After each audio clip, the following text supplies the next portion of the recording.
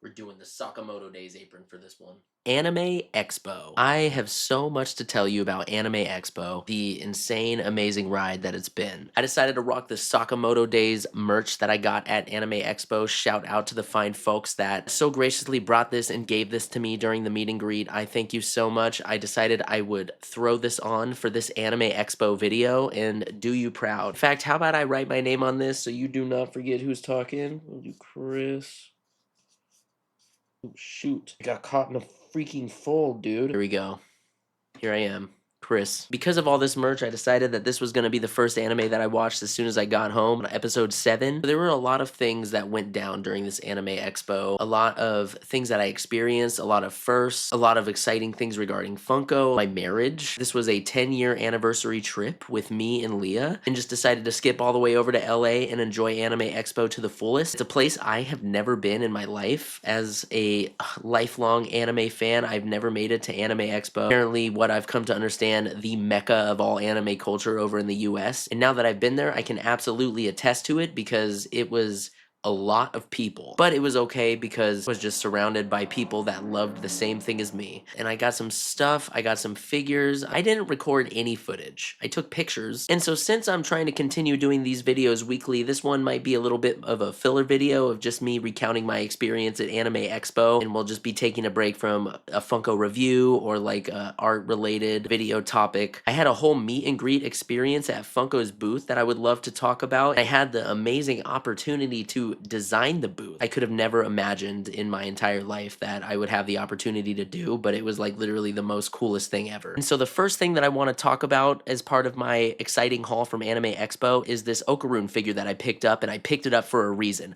Back when I was at Anime Expo Chibi, which was like several months ago, I was able to table there. The company Taito or Dresta was showing this figure off as a prototype, I believe, and I wanted it so badly, and I basically forgot about it. It was just a blip in my mind for however many months it took to get to Anime Expo, and then I got to Anime Expo and got to the Taito booth and then saw this, and on demand I just walked over to the cash register and said, "Do you have this?" And they said yes, and pointed behind them at like a mountain of 50 stacked on top of each other because they knew that everybody wanted it, so they came prepared, and it was like $50, and I was like, cha-ching, I'm absolutely gonna buy them, handed the money, and then I was off my merry way. And this is the only figure I got because this is the box. And I was literally walking around the airport holding this box. It was basically on my lap the entire plane ride home, but I wanted to cherish this little Okaroon figure and bring him home, and I didn't want to ship him back or anything. So the reason I got this, though, there are so many cool things to say about this. Let me take him off. And to start, I absolutely love how the figure is executed with just this amazing run. It looks like it's mid-run, and his hair has this like translucency to it that is very, very cool. Ooh, if you hit it at this angle, you can see the light. It just like completely whites out his glasses, and it looks just basically exactly like it does in the show. How sick. The other thing about this figure that I wanted to bring up is this is a two-piece figure. This is a figure, and this is a base. And the moment I laid my eyes on this base at Anime Expo Chibi, I was blown away. I absolutely love a city base. A city base that literally looks like it is locked into the grid. That same grid that I made a whole video about last week. This literally looks like it was made on a grid because it has that warping effect. It has that sort of perspective effect, and it's a whole city. I just loved the idea of Okaroon running on a city, and on top of that, it's two pieces.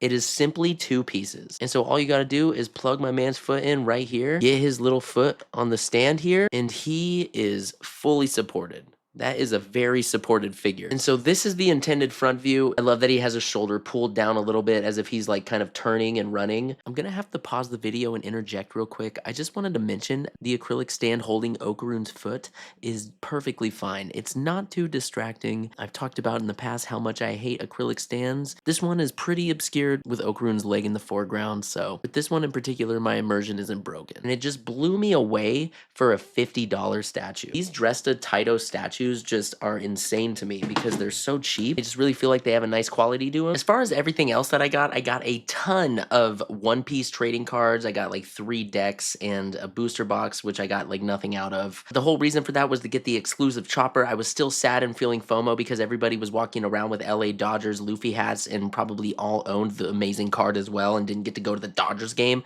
I don't know anything about baseball, but I was about to learn a whole lot about baseball so I could go to that game. But me and Leah really saved up and splurged in Artist Alley because it is like literally the biggest Artist Alley I've ever been in. I'll put our haul up on the screen right here. Just shout out to all of those artists. One artist that I did want to talk about was Searlight though. I'm sure you've seen their art at like literally any convention. There's that booth that's just like selling that massive wall of like glass $90 prints that are typically vaporwave, and he made these lenticular cards that are just so incredible. They're the same size as trading cards, so they just could go right into a binder. I'm a sucker for trading cards. I love making little art galleries inside of my binders. Just so cute. Look at this. You got Clefairy just jumping around the moonstone. It's just Kirby doing little dances. Like, it's just so adorable. It's such a good idea. A lenticular card. Are you kidding me? Shout out Searlight. Really cool idea. Made a point to tell him, like, you're that artist. You're like that artist that I see on all the galleries. It's crazy that you're real. You just need to know that you like make this vibey art. And he was like, yeah, I guess I do make vibey art. And he was like really sweet and just a cool guy all around. I just appreciate his art, and I appreciate his artistry of putting it on a card. We just got an art book. We just got an art book. If you don't know Nemu Pond by now, I would be shocked. She's known for her amazing Steam sale artwork themes, the summer, the fall, the winter, the spring, that all had that like really cute anime girl that was just kind of vibing out. To me, that was like the prettiest Steam ever was. And so when I found her in Artist Alley, I audibly gasped, which is something that I don't think I've ever done. But just like her art is just so incredibly inspiring and moody. Just really creative poses. The shoes are just like very interesting. And there's just something about like a subject that's in a really lived in interior. And this book is just full of amazing art. I don't want to show you it all because I want you to feel compelled to support the artist and pick the book up. But this was another thing that I was really hyped about. I only splurged and got two basically how to draw books. This was one book that I looked everywhere for on eBay. I just thought that it did a really good job at breaking the figure down, giving you a lot of tips on things like hair, muscle structure, and hands. And I think this artist just does a really good job at capturing that anime style while keeping it somewhat in a realistic realm. This was another section that was drawn to me, which was all about basically loose lines and cloth folds, because I'm trying my best where I can get to that point where I'm drawing cloth folds that just look natural but are super simple at the same time. There's this one page about like drawing collars and hoodies that is just really simply broken down. Another thing that I bought, which was an item at Viz's booth. It's basically a tips and tricks book to drawing manga, and it's told by a manga editor of 50 years. Who worked alongside people like Akira Toriyama, and it just has a lot of fun, interesting info on how mangas are made. Now let's go through and open some of the pictures I took, and we'll go through them because I wasn't smart enough to actually record and be a true vlogger. And the first thing I just need to vehemently shout out is Tacos Rodriguez. These absolute angels were here for us in our hour of need, which was basically midnight. We landed very late. We're super hungry. We stayed at the Hotel Freehand. This truck was parked right across the street, like a beacon of light shining down on it, as if the lights that weren't attached to the bus weren't enough at this point, beckoning me over for some Mexican food. And what they say is absolutely true. LA has the best Mexican food. It's just hands down. You can fight me about it. You're just gonna always be wrong. That's carne asada fries, you guys. I don't even think you see the fries under all that guacamole and carne asada and in cilantro. Oh my god, the cilantro, and it had like a bottom layer of cheese melted on it, and oh my, literally the best thing I've ever eaten in my life. And as we walk in, this was the first thing I saw. I was absolutely blown away by this base. And it's a Hatsune Miku figure, which I don't collect, but I'm starting to consider it because the way they like kind of reinvent the wheel each time they release a Hatsune Miku figure, redesigning her hair, coming up with a new amazing pose, a new base. It's gotta be like the #1 character that's been redesigned the most out of everyone. Look at this base and how the ribbons are just kind of flying up and going around, and like this thing was, I think, like $200 to $300, and I don't even know how they had enough money to actually meticulously paint all of these beautiful flowers. They look real. And she's like leaning forward, counting 1, 2, 3, 4, 5 different layers of her dress with the flowers embedded within it. And each layer is like a different looking texture or paint application. It's gotta be like the most complex Hatsune Miku figure I think I've ever seen. This was kind of interesting because I absolutely loved the idea of like a powering up photo op, but the execution on it was was kind of a little low effort. I mean, at the end of the day, I guess they had to save because the rest of their booth just looked like this, which was basically like a whole little cozy cavern of giant TVs immersing you within this city that was in the background. Next, there was the Aniplex booth, which was just insane. You were like walking through these hallways of LED screens just displaying scenes from animes and different cards from different card games and everything. At this point, I'm like literally screaming and running to different things, and Leah is just desperately trying to keep up with me. But I'm like seeing every different booth from a distance, and I'm like completely unleashed as my eyes shot from Crunchyrolls and then moved over to Aniplex, and then there's Viz, and then there's Bandai, and they were just all in the same spot, and it was all my favorite things. Bless Leah's heart, she was able to keep up with me, and honestly, I think she was just assuming the role of proud wife that was just letting her husband run wild in like his favorite place ever. Okay, so the Instamashi booth was really interesting because I loved these dioramas that they put their figures in. Between the One Piece one, they had a kaiju one, and there's not a lot of dioramas out there where you could pose your figures, and it was just really interesting. This boa figure blew me away because it was a $33 figure, and it was a fully horizontal pose where she had this like amazing pink swipe going around her. This Gundam thing, I'm not even a Gundam fan. I haven't seen any of the Gundams, but I absolutely loved that it was like a whole scene, what looked like the repair bay or something, where they had the scale of the Gundam versus the scale of the human. They were like right here, like working on it. There was like some sort of lighting kit going on, and the wear and tear on this Gundam was just like absolutely immaculate, dude. Like, look at that. I don't know if that was the paint application or if that was just custom added. And then I took a picture of this guy because it actually had a human that was inside of the cockpit, and it just so cool how they just play around with the scale there. You gotta have my guy Exodia. I got the pop-up parade back here, but the way that they had the pose model kit was just so dope, and I was about to buy one myself just so I could pose them in that same pose. And here I'm just taking more pictures of the ships just because I love One Piece. I don't even know why I took these pictures. I was just like, oh my god, I love these ships. Me and Leah got a lot of photo ops at random places. Okay. This one, I can explain why it's in my photo stream. The reason I took this photo was simply because of the like feat of engineering it must have taken to create this pose. I thought the pose was like so insanely abstract and interesting, and it's actually based off of a specific artist. What can I say? However way you look at it, pretty Gunner bait figure, but you just gotta appreciate the pose itself and the execution. So between this one and the last one, right now we're at Kotobu Kia's booth, and this one completely stopped my breathing. Look closely at how much care went into this tree sculpt here and how it was executed, because the way that they have you got the main character of Sekiro here just jumping and doing an insanely dynamic pose with his like little rope circling around him and weaving through the bushes. The base itself is actually the star, everybody. The way that he is like jumping forward and being supported somehow, he's got one support here on his foot. Gotta have a support somewhere in the tree here. I gotta imagine. I can't really see, and felt like a feat of engineering as much as the Gunner one that I showed you prior. I just love how the leaves were split up into very thin, almost like plates. Just made it feel even more fuller, while just a creative way to save costing in general. Like, this one was like one of my favorites at the show. This Hulu city thing was like so crazy. I don't think I've ever opened Hulu despite being subscribed to it for like 20 years. And this is where we've reached the Taito booth, the booth where I got the Okarune.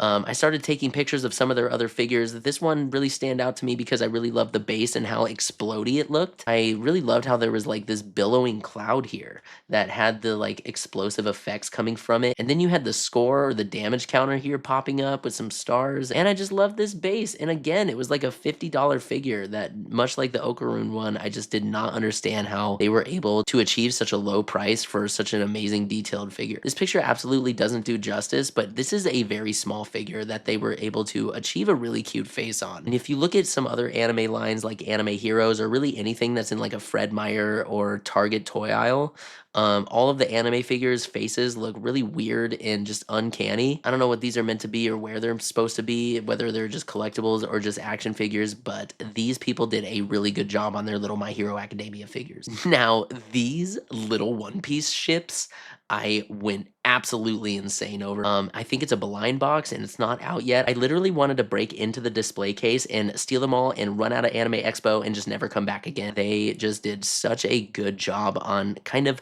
giving them such a squished proportion. Who knows how much these are going to be? I got to imagine if it's going to be a blind box, it's probably going to be like $15 to $20 for each one, but still at that price, it is pretty detailed. But at the same time, they were able to reduce and find places to simplify and omit for the sake of saving on costing so they could make a little ship blind box. But shout out to Mega House, they absolutely nailed it. They did it. They made a blind box of One Piece ships. Then we make it to the Funko booth. Oh man, and Leah decided to have me run up to the walls and take pictures with them. She was saying she felt like a proud mama just taking pictures of me in front of all of the little signs. This is the Funko booth that I was granted the incredible opportunity to design. I still can't even believe that Funko let me do this. Here's Franny throwing up a peace sign wearing a Loungefly backpack. I worked with Rob Schwartz, who is an absolute Funko legend, one of the OGs of the company, came up with the pop style. He is like ground zero when it comes to pop figures. And he specifically appointed me and said and asked if I would be interested in designing the booth. Really wanted to do like a pop out and show him situation and just kind of do right by the art style. And the fact that he brought me in to help design the booth, I'm just forever grateful to Rob. Rob, you are a legend. Thank you so much, Rob. Love you, bro. Loungefly Cloud Wall, I don't really know what to say. It's just a beautiful bursting heart with clouds, you know? It's just fun and inviting. Then this is my absolute favorite part of this thing. Um, I drew this whole little comic of Freddy running to the convention center, waiting in line with Proto behind all these people. He's just sweating, so excited next to Proto, ready to get his little pop figure at the line end sign. You know, the classic line end sign that is just basically at every line ever at any convention. Big sort of con bag. This guy's kind of scrunched over. This is a mistake that I'm catching right now and feeling very upset over, but I'm not going to crash out on camera about this little mistake right here. But I'm able to look past the mistakes. You don't really see them too closely when you zoom out. But here's Freddy. He got his pop figure. He's looking at it. It's got the stars in his eyes. You could tell that this is something that he really wanted. And if you look very closely, it's just a pop figure of himself, boy. Freddy wanted so badly to run over to this convention center and get there early to pay some money for a pop figure of himself. You know, that's what I'm talking about. Freddy's confident in himself. He thinks he's cool, so he's gonna get that pop figure of himself. And then this is basically like the splash panel where he has successfully gone to the convention, did what he wanted to do, and he came out holding his pop figure and just hopefully representing any excited kid that is running over to the Funko booth to get whatever pop figure that they're searching for. I just really wanted to capture that like childlike wonder of going to a convention for a specific product that you have had your eye on,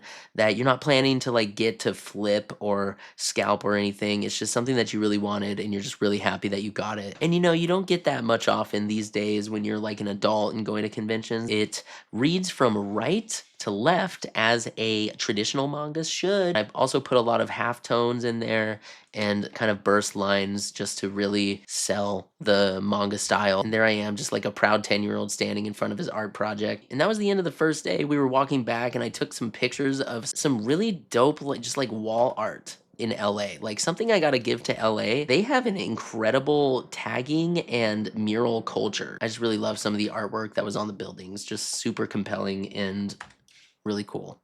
Like, this is so sick. I don't even know how you could wrap your head around painting this with the low opacity hand in front of the other and still trying to follow it. And then also on top of that, like rendering it very super realistically. So day 2, we hit Artist Alley. I already showed you the whole haul, but it was an absolute nightmare. And if you do not like being in crowds, that was like a suffocating and upsetting amount of people to wade through to just buy art. That's just what it is when you're at the biggest anime convention in the US. I get it, but we got through it. I felt bad for each artist on each end because if you started on one end and made it to the other end, that is an ultimate test of will. This is Leah taking a picture of me filming this like quick video that the photographer or editor Nathan here filmed of me, basically saying that I was at a meet and greet and talking about the booth a little bit. I just gotta say Nathan was amazing. He was just amazing human, super reassuring and made me feel super comfortable. And the final video that came out just edited together perfectly.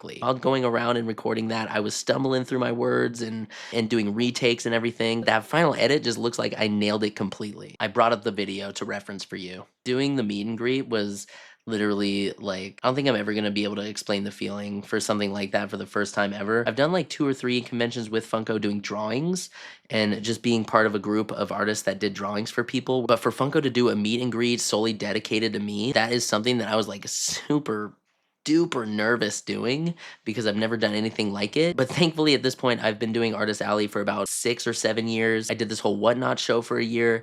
So naturally, I was able to kind of come out of my shell and learn how to talk to people. If I did something like this when I first started at Funko, I would be an absolute mess. I would be freezing up, but I gotta hand it to all of the years that it took me to be able to lower my anxiety and just be in the moment and just chat with the people who are excited to come to the meet and greet and meet me. So the first day, I was just like doing a Sharpie drawing of the anime Freddy that you see on the sign. I wanted to give people quality drawings, which I wasn't giving in those anime Freddys. Even though everybody seemed pretty happy to get them, so I'm so glad that everybody was just so genuinely happy to get a drawing of Freddy. Rob was definitely a big proponent of this Freddy specifically. He wanted Freddy to be looking tough and crazy and just like looking like he's jumping forward for a punch. There's a mixture of different Freddys where you got this one that is just a lot more shonen based. He's got like the sharper hair, the much more angsty face. I thought editing in the B-roll of the slow moving comic was such a clutch move. Good job, Nathan. Once again, you just put out absolute greatness. Thank you so much for making me look good, even though I was stumbling all about. Which, by the way, I think I apologized to him like multiple times, and he was like, "Dude, you're doing great. You're natural." Totally reassuring. The very first idea with this booth was to get a photo op of like, a power up or like some sort of explosion in the background that people could stand in front of. So I was showing everybody that you could like pose in front of it, and then they could go like, oh, and then feel. Nate adds in this absolutely perfect electric effect and just really sells the idea, and I had no idea he was going to add that effect in, and I loved it, and I like laughed my ass off the second I saw it. You got this beautiful Freddy that is just doing like a slide ahead of the explosion, just classic anime style. If you've seen any anime, there's probably been a character that has sliced someone and just like slid to the front of the camera, and then they just exploded behind them or something. This is one of the very few pieces of art that isn't directly mine, that is incorporated within the booth so beautifully. So here's one of the Freddys. You know, it's pretty fun and quick. It's a quick Freddy. I wanted to get the two, like with any head sketch, with anything that I draw, if it's going to be a character, I want to get the hands in there because it just adds that much more. These were some Freddy heads that I was just going in straight with Sharpie, which is something I am absolutely not used to. I wish I could be one of those people that could just pick up a Sharpie and just drop greatness. But I need an under sketch. I need to start with a pencil. But on day 2, we tried something different and just basically drawing characters that were in the pop style for people that were also meeting and greeting and talking to me about our favorite shows, our favorite animes, questions about my job. Yeah, like everybody that stopped by this meet and greet was so sweet and understanding and patient with my drawings. Being able to do this experience and meet all the people that hold Funko so dear in their heart, especially anime and manga as an art form, I was just over the moon the whole time. And I had Leah next to me. Leah is like such an angel. Leah freaking stood up and started like answering people's questions. Like she was like, okay, people were asking like how much things were and if there was things still in stock. And she didn't work for the company, but she was still on it and just like telling people like we were out of stock on something, how much something was, what was available. She was just like locked in anytime somebody came up with a question that was unrelated to the meet and greet. And also another thing about the meet and greet that I really liked, it was more of everybody that was with me was talking to me and Leah, and it wasn't just me, like Leah was roped into the conversation. She had such a blast. And when it comes to me and Leah, it's just like we're inseparable. We love each other so much. We are best friends. We have gone through so much life together. We've had a son. We've moved like 5 times. We've gone through COVID. We've had family members die. Her and I are like this. And having her there next to me just absolutely boosted my confidence even that much more. Because, when you have the person that you love next to you, anything feels possible, right? She's not always going to be by my side because we have a kiddo and we freaking struck gold with grandma watching our kiddo. So I'm going to miss her when she's not there. But I think it was really good that the first time I did this, I had her with me. And because I had such a good time, I decided to draw up a little thank you piece dedicated to this Freddy in this style. Here's a closer look of the Freddy that was on the meet and greet sign. The fact that everybody resonated with this Freddy for me, like really was so fulfilling. I really wanted to get that sort of like pop anime look where he has the extremely rich, like, shines in his hair, in his iconic swoop, the crown on top, and a bit more of a dynamic body. A little bit more aged up, a little bit more edgy. I feel like you wouldn't catch the classic Freddy design watching things like anime, like Chainsaw Man or anything. He seems to be a little bit more retro, a boy that watches Astro Boy, those older cartoons that like Mariotti and everybody liked, like Huckleberry Hound. So what went into my brain during this design is I wanted to draw a Freddy that I felt did watch all of those animes that we liked and shared that same excitement for the art form and the toys and everything. Little One Piece reference as you would expect with the stars in his eyes. Overall, the reception seemed pretty good, which was just a very super good feeling to have on my anniversary trip going to Anime Expo, and like all of those things wrapped up into a little bow just made this weekend like literally one of the best weekends of my life. I drew this one up today in roughly like 2 hours just because I wanted to get out a thank you message to everybody that visited the booth. And he still has some of his classic features like his four fingers, his swoop in his hair, his hand on Proto's head while Proto's just got like happily wagging his tongue, resting on Freddy's shoe. I just wanted to draw this style of Freddy up again. I don't know where he's gonna go from here, but now that everybody has seen him, maybe, who knows, I'll draw him here and there for funsies of him doing what you think Freddy would be doing, like collecting cards or collecting toys or organizing his shelf of figures. The classic kid that just loves collecting. And that is truly what I feel is at the heart of Funko, is somebody who just loves collecting for the art form, loves the art of it. Sure, they could be collecting for a monetary value, but at the end of the day, I just see Freddy as a child who loves all of these different things, these fandoms, and just wants to be surrounded by them. That was my experience at Anime Expo. It was so fun. We got a buttload of prints that will hopefully go up on these walls so you can stop seeing this like ugly blue poster peely stuff. But hopefully pretty soon in these videos, the background will be a little bit more beautiful and full of art. And hopefully Leah's gonna put some shit on the shelf so it looks a little bit better and it's not her like entire nail polish collection. But that's about it for this week's video. I had a blast at Anime Expo. Who knows when I'll go again, but I'm just happy I went in general. Massive thank you for Funko to giving me the opportunity to do this meet and greet at their booth. It was like really incredible to meet everybody, and it's just gonna be an unforgettable experience that I like never forget for the rest of my life. Now, if you liked this video, give it a like, leave a comment telling me what you thought, subscribe if you want to see more videos like this one, and I will see you on the next video. Who knows what it's gonna be?